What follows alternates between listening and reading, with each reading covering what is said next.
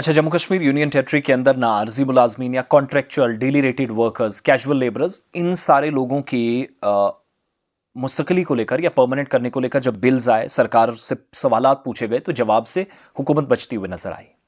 सियासत बहुत इस मामले पर हुई। लेकिन जब मैं एक तखमीना लगा रहा था कि हुकूमत ने साल का जो पैसा गवर्नमेंट खर्च करती है, जो अखराजात टोटल आते हैं, अगर वो सैलरी की सूरत में बढ़ाया जाए तो क्या आर्जी मुलाजमीन का मसला हल हो सकता है? तो जवाब इस रिसर्च के दौरान मुझे यस में मिला। हाँ, जितना पैसा, जितने अखराजात जो सरकार की जानिब से, सरकारी खजाने से निकलने वाला पैसा जो एक्स्ट्रा होता है या मुख्तलिफ जगहों पर ज़रूरत से ज़्यादा पैसा इस्तेमाल होता है, वो अगर आप परमानेंट बाद में भी करते, अब सैलरी भी बढ़ा देते, माली हालत को मद्देनजर रखते हुए, तो शायद चीज़ें बेहतर हो सकती थी। तो मैं इस नतीजे पर पहुंचा कि मार्च में जो सरकारी पैसा है वो पानी की तरह बहाया गया, इस तरीके से इस्तेमाल हुआ कि इसका सही इस्तेमाल शायद बहुत सारी फैमिलीज़ के मुस्तकबिल को रोशन कर सकता था, बचा सकता था। ख़ास तौर से आर्जी मुलाजमीन की मैं बात इसलिए कर रहा हूँ क्योंकि एक इंसानी मसला बन गया है जिस पर हुकूमत कभी संजीदा कभी गैर संजीदा नज़र आती है। एक मिक्स ओपिनियन है।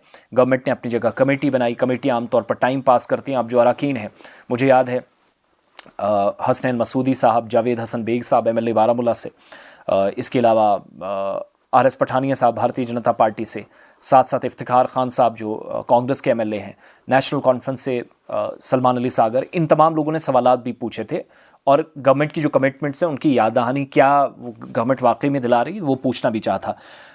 सिर्फ मैं माली साल में जो पैसा इन लोगों पर इस्तेमाल किया जा सकता था उसका डिटेल जब मैंने निकाला तो पता चला कि 2024 और 25 के दौरान सरकारी जो अखराजात हैं, सरकार के अपने जो एक्सपेंसेस हैं, उसके अंदाज ने माली जो नज़्म ज़ब्त हैं उस पर सवाल खड़े किए हैं। ये तो कम से कम साफ हुआ।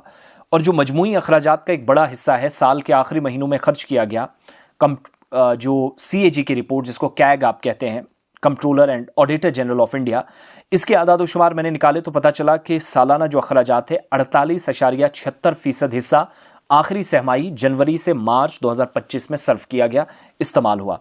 इसके अलावा इसकी मालियत कितनी बनती है? 55,807.1 करोड़ रुपए जो टोटल पैसा खर्च हुआ सिर्फ मार्च तक। इसी तरह मार्च 2025 में 15.35% जो अखराजात हैं 17,571.70 करोड़ रुपए के बराबर बनते हैं, जो कैग की रिपोर्ट में अपने हाथ में आपके सामने रख रहा हूं, जो मैं पढ़कर आपको बता रहा हूं, जिसकी ये डिटेल्स हैं। बताने का क्या मकसद कि जो पैसा सहमाही में या साल के बिल्कुल आखिर में, फाइनेंशियल ईयर में बिल्कुल एंड पे आके खर्च किया गया, जहां क्लोजिंग होती है, वहां वो पैसा आप सरकारी मुलाजमीन, casual labourers, daily rated workers, ASHA workers, anganwadi workers या जो भी आर्जी मुलाजिम हैं जिनकी माली हालत ठीक नहीं है, उनकी माली हालत दुरुस्त कर सकते हैं। ये एक्सपर्ट्स का भी अंदाज़ा है। मैंने एक मारूफ इकोनॉमिस्ट से जम्मू यूनिवर्सिटी में भी बात की थी, उनने मुझे इस तरीके से डेटा बताया। फिर पता चलता है कि ये सारा जो रुझान है ये इस बात की भी अक्कासी कर रहा है कि साल भर अखराजात में सुस्त रवी रहती है, पूरे साल कम पैसा खर्च होता है और माली साल के एंड पे अचानक तेज़ी आ जाती है, जो फाइनेंशियल इरेगुलरिटीज़ की तरफ भी इशारा करता है या मालियाती जो उसूल हैं उसके बरक्स एक तरह से। और CAG की रिपोर्ट क्या बता रही है? आदादुशुमार से पता चला कि 36 में से 23 महकमों ने सालाना रकम का 30% से ज़्यादा जो आखिरी सहमाई में हिस्सा खर्च किया है, जबकि 20 डिपार्टमेंट्स ने मार्च में ही 15% की जो मुकर्ररा हद है वो अबूर कर ली। सिर्फ मार्च में 5, 6, 8 महीने, ज़्यादा पैसा नहीं, लेकिन एंड में आकर सारा खर्च कर दिया क्योंकि जवाब देना है। तो महकमा जाती सतह पर जो नुमाया बेज़ाब्तियाँ हैं वो सामने आती हैं, पता चलता है। इसके अलावा महकमा जिस तरीके से एनिमल हस्बेंड्री या पशुपालन डिपार्टमेंट जिसको आप कहते हैं, कुल रकम का 33.16% आखिरी हिस्सा सहमाई में, आखिरी सहमाई में इस्तेमाल किया। 15.87% मार्च में खर्च किया।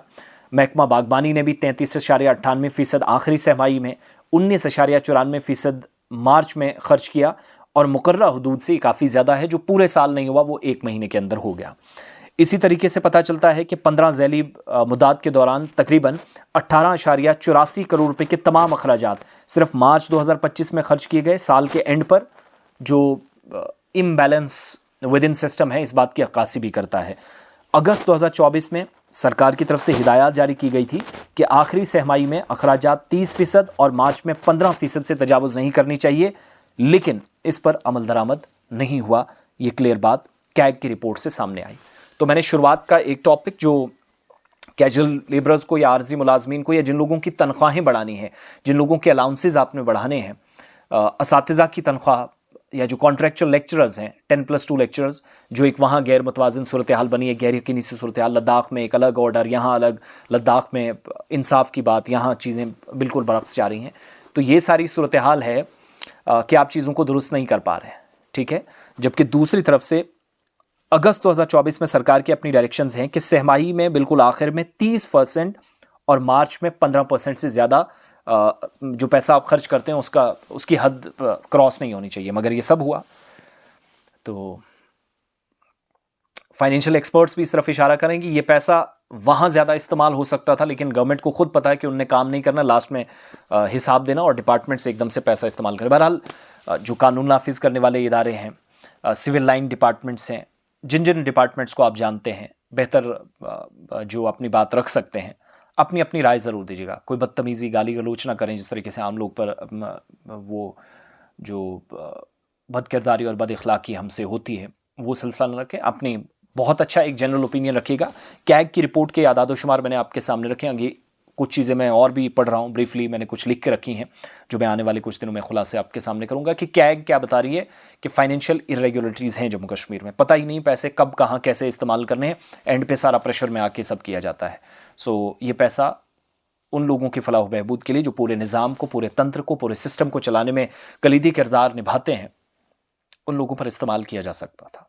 अपनी राय दें बड़े बेबाक अंदाज में, लेकिन मुनासिब तज्जिया और सही अल्फाज इस्तेमाल करें। ये दरख्वास्त आप सबसे। बहुत बहुत शुक्रिया।